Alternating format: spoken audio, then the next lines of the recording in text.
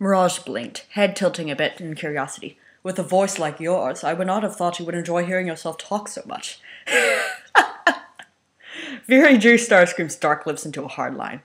You have only this one chance. On the contrary, you do, Mirage stated, voice calm and smooth. Release me now, or I will ruin you more completely than Megatron has ever dared. Tough guy, Mirage, isn't he? Starscream's optics... I wish Cliffjumper could see this. Starscream's optics went wide for an instant before he composed himself and took a step back. Very well. Mirage stood silently, optics still on the Seeker, as Starscream walked away and leaned back against the wall again. Only a few clicks later, Vortex entered the cell, pushing a small cart. A vicious grin appeared on Starscream's face. Last chance, he said. Mirage blinked calmly and continued to stare at Starscream. This is going to be so much fun. And again, I don't remember what Vortex sounds like, so sorry. Snickered as he begins setting his tools and various instruments on top of the cart. Hurt him. Do not kill him. Megatron has already claimed that right. Since when do you care about what Megatron wants? Vortex grinned and pulled an electro whip out of the bottom drawer. A whip? Really? I'm merely warning you that Megatron will be displeased with you, should you take his kill. Since when do you care whether or not the boss would be displeased with me? Vortex wheeled the cart out of the way and picked up the electro whip again. Starscream's fingers pressed lightly to his chest plates. You wound me, my dear Vortex. Okay, I can't think of that line without thinking of Discord anymore. Look what you've done to me, ponies. I greatly admire your work, and it would be quite distraught if you were harmed beyond your capacity to continue the art.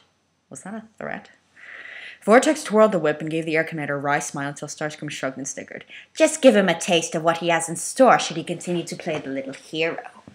Vortex stepped around behind Mirage, and Starscream smiled sweetly at the spy, their optics locked. The whip buzzed to life an instant before the lash swept over Mirage's back. Come now, are you planning to torture me or tickle me into giving you information? Starscream scowled, but Vortex laughed. He leaned close, the whip slithered and cracked against the outside of Mirage's leg. I'm going to enjoy breaking you so much, Vortex murmured. He nipped at Mirage's shoulder and then moved back. The whip whistled this time as it snapped through the air. Blow after blow landed all across Mirage's backside. Stinging jags of lightning sizzled across his armor, darting into the seams, struck any exposed cables and lines. Ew. I'm not even a robot, and that sounds really painful. Vortex watched as the Autobot's frame stiffened every time he lashed out, and grinned as black scorch marks appeared on the blue and white paint. He wasn't hitting Mirage nearly as hard as he could, but then he did so enjoy dragging this sort of thing out. This wasn't meant to break the Autobot yet anyway. Starscream smiled, looking almost serene as he watched the whipping. Ah, the misfortune of others. Mirage had stood stoic and expressionless for the first few blows, but that had progressed to wincing and flinching, and the last one drew a hiss of pain. Starscream held up his hand, and though he cast the air commander a pout, Vortex dropped his arm. Decepticons are such prima donnas in this episode, pouting, smiling at each other. You wound me. What is up with that? Then again, it's kind of the way they were in the show, so. How about we start with the energon deliveries you pathetic Autobots get from the humans? Mirage opened his optics and stared impassively at Starscream as the Seeker approached. I will tell you nothing. You can save yourself damage and pain, Starscream cajoled. You will break, and you must know how much Vortex is enjoying this already. He's a true sadist. How would you pronounce that? The Autobot remained silent, and Starscream shook his head, waving Vortex to continue. Starscream stood off to the side, watching for a long time, fury growing as Mirage did nothing more than grunt, hiss a bit in pain, and flinch. Vortex had literally peeled back parts of the spy's plating. He'd crimped wires and cables. Vortex even forced Mirage's chest plates open, painfully breaking the locking clamps and taking out the cattle prod he'd stolen to the spy's internals. When that still failed, Vortex went back to his electro whip. Arcs of blue-white lightning cracked over the spy's battered plating. The power of one lash still active as the next blow fell. Mirage's body twisted, and he finally gasped, Stop! Enough!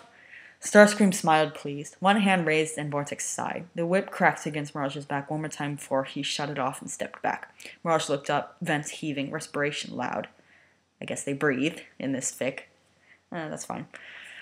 They pant a lot in a lot of shows, so it's not really anything new. Starscream's face was smug as he looked down at the spy and waited. Talk, the Seeker commanded. Very well, Mirage panted. Starscream watched in amusement as the spy's face smoothed out. Blue optics blinked a few times, and Mirage's voice was flat, emotionless when he spoke. You have broken my spirit, and I shall tell you all I know. Okay. Vortex giggled, and Starscream scowled at Combaticon. You asked about scheduling? Mirage's voice remained dead. Prime has Wheaties for breakfast every day at 0700 hours. Local time, of course. At 1000, you used to find tracks in the wash racks. His buffing is positively indecent. We all gather around the common room at 1300 for energon goodies and sparkling tales for our afternoon nap. At 1600, Mirage's head twisted sharply aside as Starscream backhanded him. Mirage is such a badass. The Seeker stepped back, outrage and fury making his wings shake where he held him hitched high and stiff. Mirage was smiling as he turned back. Starscream faced Vortex. Enjoy yourself until it's time for your duty shift, but make sure he lives. The Seeker left the Combaticon, can't talk tonight, stepped forward. Vortex's smile was bright, gleeful. How about we play a game? The cattle prod buzzed. Decepticon grazed his fingers close to the active end. Let's see how long it can keep you conscious while holding you just to the edge of death. I don't like this game. He jammed the cattle prod into the middle of Mirage's chest. Electricity shot along his spines and internals as his optics flared to white, mouth open, but still silent. Whew. Motormaster stopped in front of Mirage and gazed down at the sleek little Autobot staring so calmly up at him. Now that Mirage had finally regained consciousness, the Stunticon could have some fun of his own. I know what you're thinking, Motormaster rumbled. A brow arch ridged up. Fascinating! I had been led to believe Soundwave was the only telepath in the Decepticon ranks. Again, that word. Motormaster threw back his head and laughed. Wild Rider was giggling and bouncing on the tips of his petties? Whatever. By the door. I gotta thank you for that. About time someone put that nosy bastard in his place. Ooh, wow. Whoa. Language, guys. Jeez. I am thrilled to have pleased you, Mirage sneered. You should be, Motormaster growled and gripped Mirage by the chin. And let me clear up any misconceptions you might have right away. I'm not interested in information. In fact, I'm the one who's thrilled. You go right ahead and keep your secrets as long as you can. Just means I get to have a bit of entertainment for at least the next decacycle.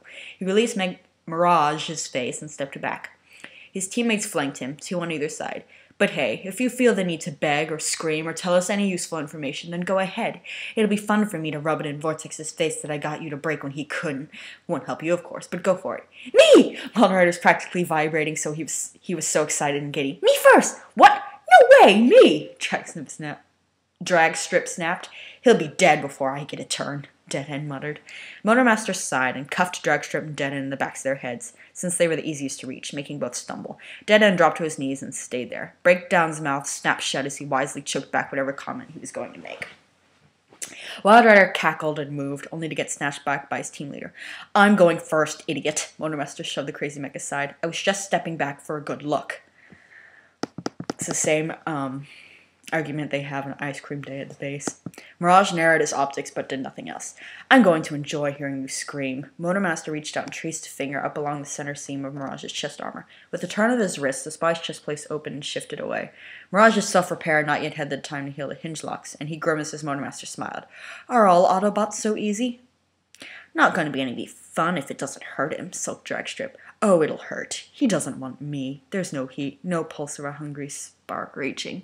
Motormaster felt around the armor, protecting Mirage's spark chamber until he found the clasp. He shoved the large, blunt fingers of both his hands between the edges and the spy's internals and gripped the metal hard, pushing with slow, unstoppable pressure against the sensitive clamps. Mirage gasped, head turning to the side as pain twisted within his chest. The clamps and hinges gave with a short squeal of metal, and bright blue light washed over the dark armor of the Decepticon. Oh, dear God. Ooh, pretty. Wild Rider shoved his way in, the clicks of his chest plates unlocking sounding as he reached an indelicate hand toward the crystal structure surrounding Mirage's spark. Motormaster caught his teammate's wrist and used it to throw the smaller mech across the cell and into the wall. Now you're last, and if you say a single word about it, you won't get a turn at all. He turned back to Mirage and chuckled as he listened to the high-pitched whir of the Autobot trying to close the broken and dented core armor. He released his own clamps, chest and spark separating easily. Oh my God, is he gonna rape him? Is that what's happening here? Holy fuck. Yeah, I think fuck is exactly what he has in mind. Hope you weren't expecting foreplay. Then Motormaster grabbed Mirage by the spy's sides and pressed their chests together. Oh, jeez, no. Is this even legal? I don't think this is legal. The Stunticon threw pulse after pulse of his spark energy against Mirage's. The Autobot trembled in his restraints, teeth clenched and optics squeezed shut as he fought the instinctive response to return the energy, shunt the pure power back to the other spark. So, never mind. I've got a bunch of questions now, but I'll just ignore them. I'll just